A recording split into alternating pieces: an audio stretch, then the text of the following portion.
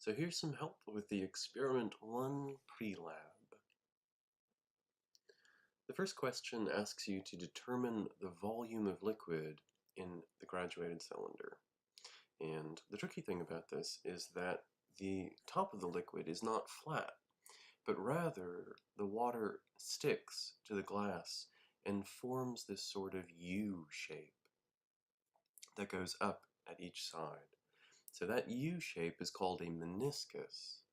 And when you read the amount of water, you always want to read it at the bottom of the meniscus. So here, that would be at that line. Now exactly how much that is, you'll notice there are 10 of these lines, and so each of the lines is going to represent a tenth of a milliliter. And so here this would be 6.6 milliliters. Now, if you wanted to measure this to the correct number of significant figures, remember what significant figures are telling you. They're telling you both the measurement and how sure you are of that measurement. So here, we're sure of everything that has a line. So we're sure of the big 6, we're sure of the 0.6, 6.6. And then we just have to add one more decimal place, one more digit, for where we're estimating. That's in between the lines. So here that would be the hundredths place. So we're going to show everything we're sure of, everything that has a line, and then just one place where we're estimating. And that will give you the correct number of significant figures for this instrument.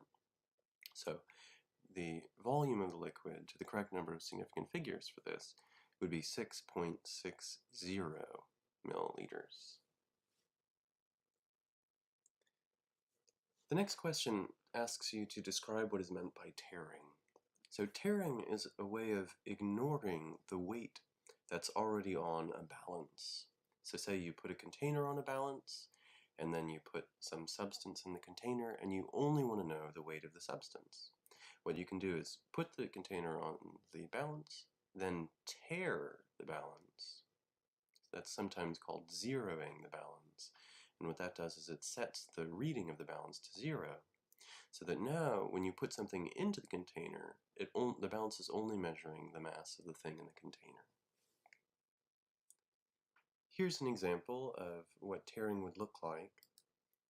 So you have a container that you're putting on the balance, you get the mass reading, you tear it, you press the tear button, and now the balance is ignoring that mass, and it only reads 0. The next question says that a metal has a mass of 32 grams. When the solid metal is placed in a graduated cylinder containing 15 milliliters of water, the water level rises to 27.5 milliliters. Calculate the density of the metal to the correct number of significant figures, and of course, show your calculations. So here, the question is asking for the density of the metal. And density is mass over volume. So they give us a mass of 32 grams for the metal in the problem. So we can plug that in. We have 32 grams. And then for the volume, they give us two numbers for volume. They give us 15 milliliters of water to start with, and then they give us 27.5 milliliters of water to end with. So to visualize what's going on here, imagine you have a graduated cylinder. It starts out at 15 milliliters. You take a piece of metal, you put it into the graduated cylinder, and the water goes up to 27.5 milliliters. So in that case, the volume of the metal is going to be the difference in the heights of those two volumes of water. So you'd have 27.5 milliliters, 27.5 milliliters, and you'd subtract 15 milliliters. And that would give you 12.5 milliliters as the volume of the metal.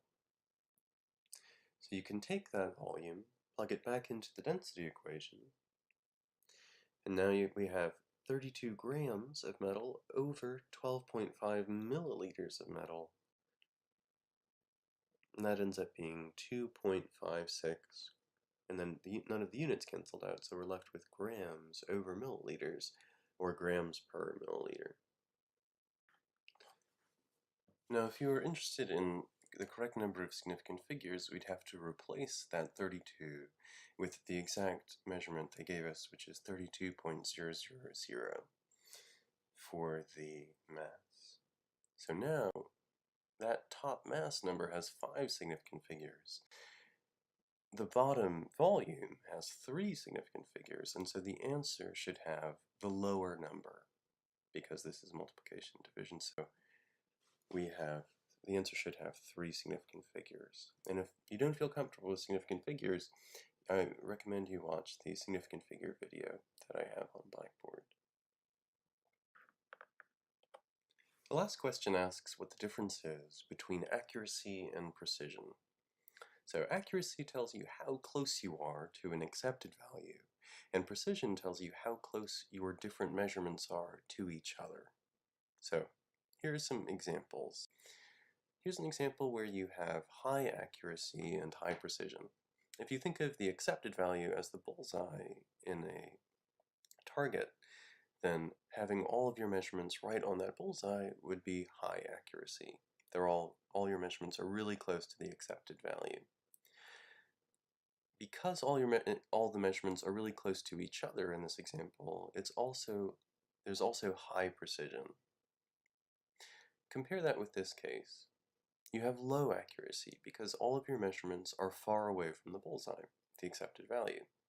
But you still have high precision because your different measurements are really close to each other. Compare that with this. You have high accuracy because your measurements are all pretty close to the bullseye, the accepted value. But you have low precision because your different measurements are not particularly close to each other. Finally, imagine a case where you had low accuracy because all your measurements are far away from the accepted value, and you also have low precision because all of your measurements are also far away from each other.